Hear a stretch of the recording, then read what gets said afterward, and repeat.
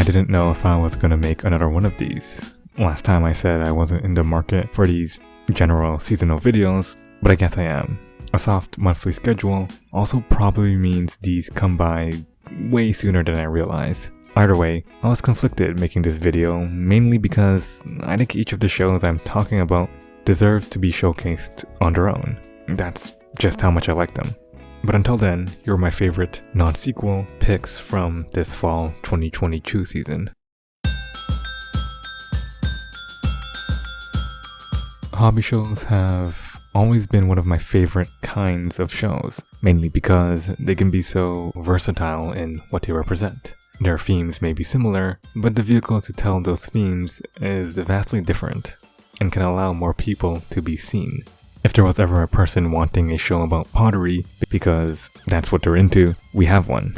Or astronomy, riding motorbikes, ocean diving, fishing, art, camping. The possibilities can be endless. DIY takes the mantle in handicrafts and construction, directed by Kazuhiro Yoneda, who has worked on previous Pine Jam shows, and Yamano Susume, which is a coincidence considering character designer Yusuke Matsuo, who is also designer and chief animation director for Yamano Susume Season 4. A string of coincidences is something the show's production is versed in, though I wouldn't be the one to tell you, so here's an article if you're interested.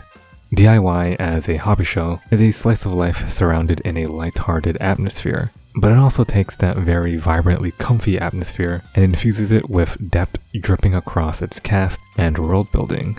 I was pleasantly surprised to see DIY naturally integrating its semi-futuristic world into the characters and their daily life. The careful details from the nonchalant technology droning in the background to the in-your-face technology the characters smoothly interact with, and the way the show never directly gives exposition or spends much time telling the world, does a great job of establishing and showing the setting.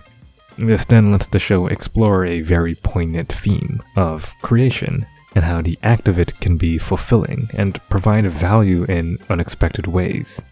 This is directly explored through character dialogue and outwardly expressing discontent for the slow and meticulous ways of DIY, or appraisal for the prowess and capabilities of high-tech, and indirectly by visually demarcating the cast in certain scenes, or through gags of how inconvenient technology can be.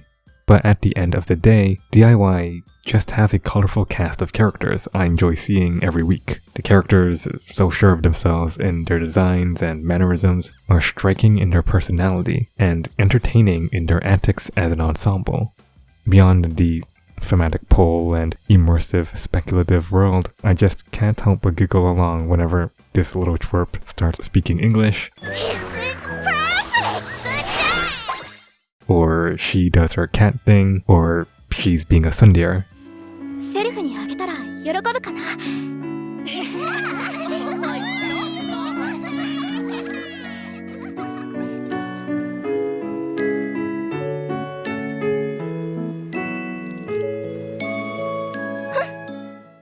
Or you even remotely just barely pronounce the show's title.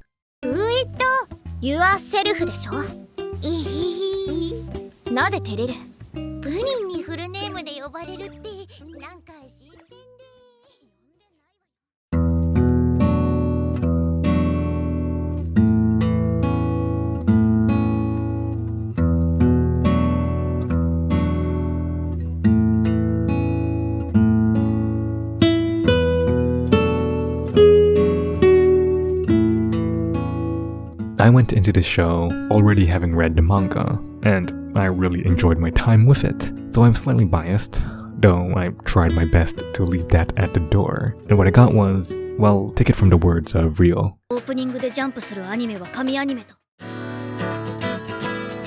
Exaggerations aside, Bocchi the Rock is a lot of things. The easiest one to get out of the way is how great of an adaptation it is. Character designer Karorira had pitched the adaptation to animation producer Umehara Shota, saying how they just really wanted to adapt the manga. And here we are. A passion project turned into reality, which absolutely oozes off of the screen. And I mean that quite literally, as there are multiple gags done out of the screen. The material is taken and expanded in frenetic ways as to punch up the soul of the source and take on life of its own.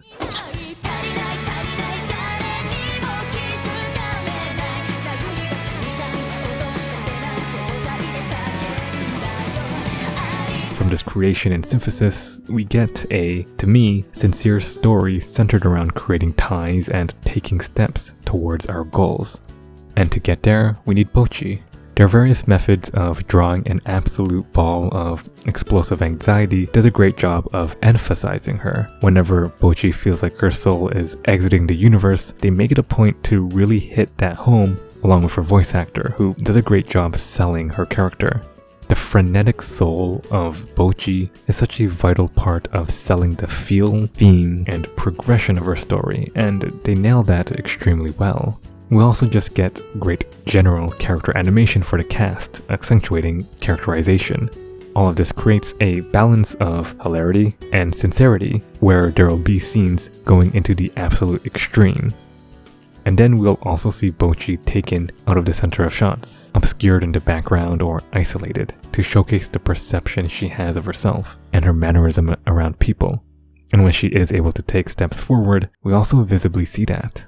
The impact of those moments heightened as the production also follows closely in highlighting them, from expressive movements as she plays music and takes action into her own hand, to the subtle focus on certain visual metaphors. The show easily swaps tones to get the most out of its story. There's so much to be found in any scene of Bocchi, making the show extremely rich. Bocchi is unabashedly unrestrained and unhinged, while also just showcasing the characters being themselves and striving to better themselves. And it's that combination that makes it so fascinating. The last time I did one of these videos, I ended on Shine Post, and ultimately avoided saying what that concept was as the main draw. It's a cop-out, but I did end up generally talking about the show. And while maybe not the most convincing, I'll have to do that again. You know, that's just life. You'll repeat a point here or two. Life is all about cycles. There's bound to be things about multiple shows that just happen to be the same. The execution may be different, and the unique aspects of those stories will shine in their individual production, but sometimes these parallels happen.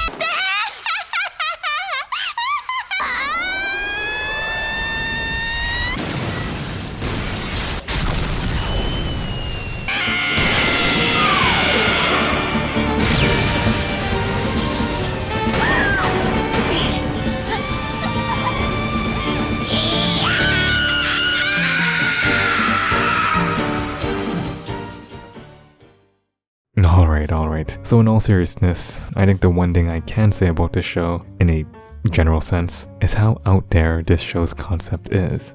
The closest point of reference I have is Zombieland Saga, where the title really should have explained what it was, yet I was still pleasantly surprised and flabbergasted at what I got. Akiba Maid War is a title that, for all purposes, isn't really hiding what it's about, and yet I was still extremely pleasantly surprised and flabbergasted at what I got.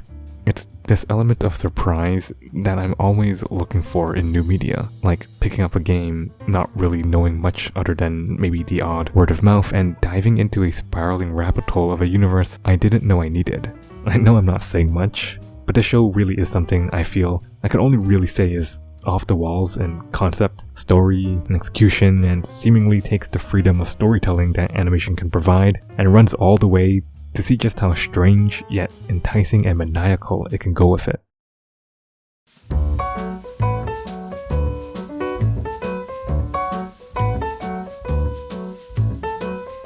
This fall 2022 season has been really strong, and I feel like that goes for whatever genre you're looking for. There are sequels, franchise entries, reboots among the already amazing newcomers and originals. For a season as stacked as this to cap off the year, I couldn't ask for any better.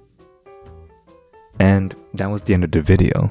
I honestly didn't think I was gonna make another seasonal video, but the quality of shows and my enjoyment has been pretty good with seasonals lately, so expect more of these if the quality stays as good as we're getting. Hopefully I do end up covering more stuff that's not airing. Not that airing stuff is bad, but there's a lot of stuff I want to cover, so hopefully I get time to do that. Speaking of that, I may or may not have a video next month. Usually I have a soft schedule of uploading once a month. I've been doing that for nearly a year, maybe a year-ish now. And I'm really proud of that, but might skip out on the holiday season, which is next month. So if this is the last video of the year, I'll see you guys in the new year. Happy holidays.